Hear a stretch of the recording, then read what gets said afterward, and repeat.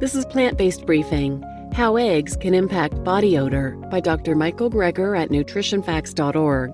And I'm Marian Erickson, host of this curated content plant-based podcast, where I get permission and narrate a variety of articles on plant-based and vegan living in about 10 minutes or less every weekday. Today's article ties into yesterday's, both by Dr. Michael Greger of nutritionfacts.org.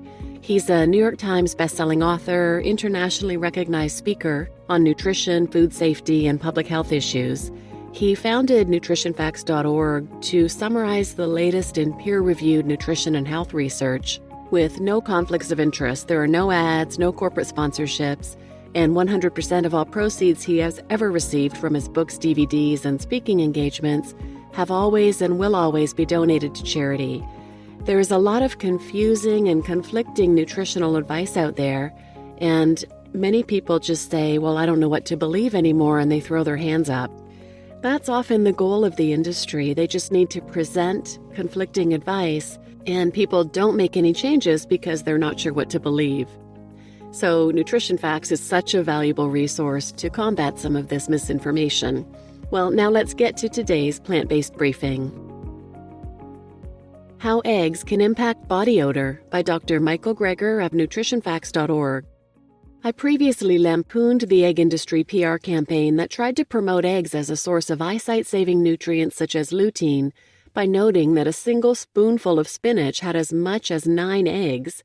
See my video, Egg Industry Blind Spot, linked here. The reason we'll only hear that egg industry claim on websites and TV shows and never in an ad or on an egg carton is because there are laws against false and misleading advertising that don't allow the industry to say eggs contain lutein because there's such an insignificant amount.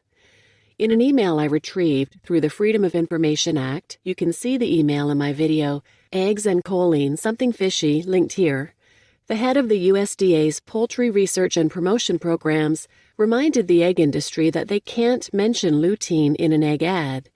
They can't say it helps people with macular degeneration and can't even talk about how good lutein is for us since eggs have such a wee amount, and given eggs' fat and cholesterol content, this is a non-starter for anything but PR.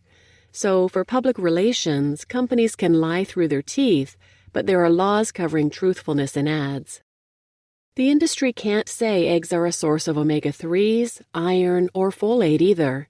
They can't even honestly call eggs a rich source of protein. The USDA Agriculture Marketing Service suggested that the egg industry instead boast about the choline content of eggs, one of only 2 nutrients that eggs are actually rich in, besides cholesterol. So the egg industry switched gears. A priority objective of the American Egg Board became to make choline out to be an urgent problem and eggs the solution. They outlined how they could partner with a physicians group and write an advertorial. They developed a number of them for nutrition journals. An advertorial is an advertisement parading as an objective editorial. They sent letters out to doctors arguing that inadequate intake of choline has tremendous public health implications. So forget about the cholesterol, the elephant in the room, as the industry calls it, and focus on this conjured epidemic of choline deficiency. People actually get about twice the choline they need, and in fact, too much choline can be a real problem.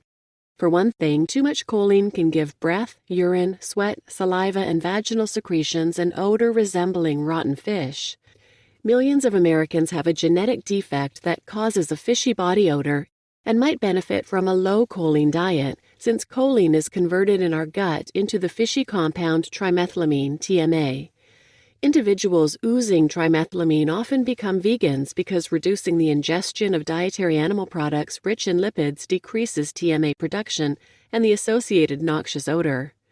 The other 99% of us, though, can turn the fishy choline compound into trimethylamine oxide, which is 100 times less stinky. We used to think extra choline was harmless for the 99%, but not anymore. Researchers at the Cleveland Clinic found that dietary choline, after it is converted in our gut to trimethylamine and oxidized in our liver to form trimethylamine oxide, may contribute to plaque buildup in people's arteries.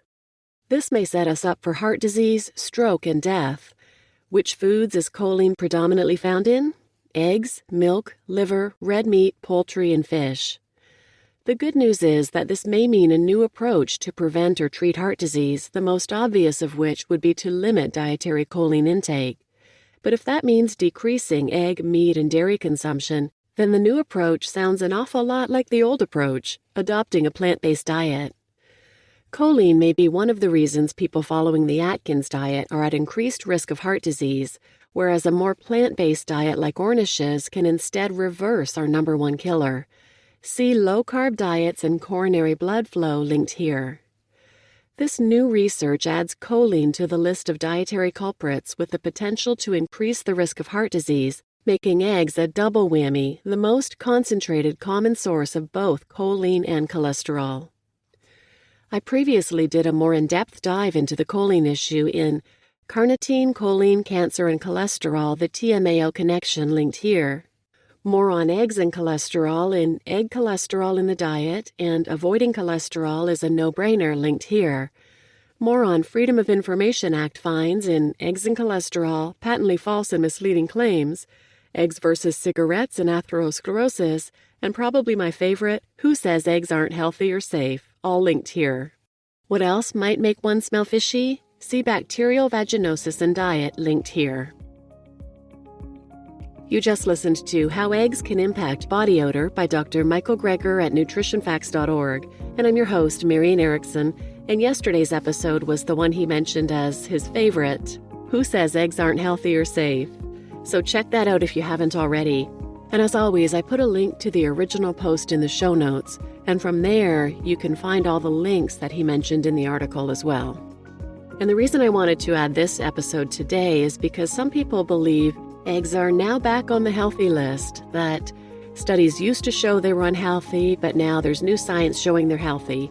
That's not the case, as this post outlines. It's basically just the industry sowing confusion and making people believe eggs are good for you. So please share this with anyone who might benefit, and thanks for listening.